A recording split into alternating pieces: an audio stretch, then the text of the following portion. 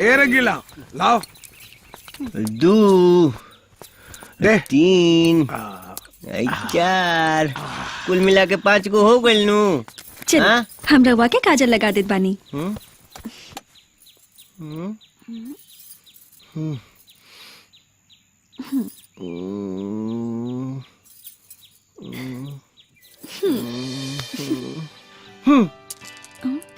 हेने लगा देलू आ हे में के लगाई हे में।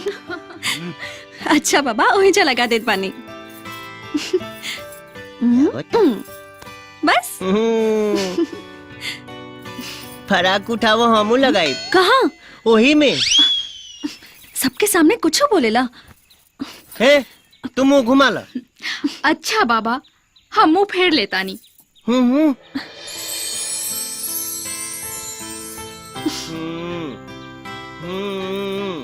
ए पर छपरा ओ पर बलिया बिचवा में गंगा माई। अरे भागर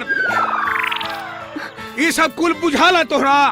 आई नहीं के बुझात की बुढ़वा के गट्टी घाट तक पहुंचा दी। बस तोहरा थरिया भर खाए के बा हमरा माथे नाचे के बा। बाबूजी तनी को नहीं की बुझात रवा का बोलता नहीं। तनी अदब से बोली आखिर किशन राव दामाद हवन। अरे काहे के दामाद? अरे काहे के बलाए आके हमरा माथे पर पहलौती बन के बैठल बा। देख कजरी हम तोहरा के फिर से समझावत बाड़ी कि बसंती आइल बा ओकरा साथे एकरा के घर गांव भेज दे। हम ना जाए ना जाए तो ना जाही के पड़ी। हम अपना कजरी के छोड़ के कहीं ना जाए। तू अपन गधा लेके जा। हम गधा लेके जाई।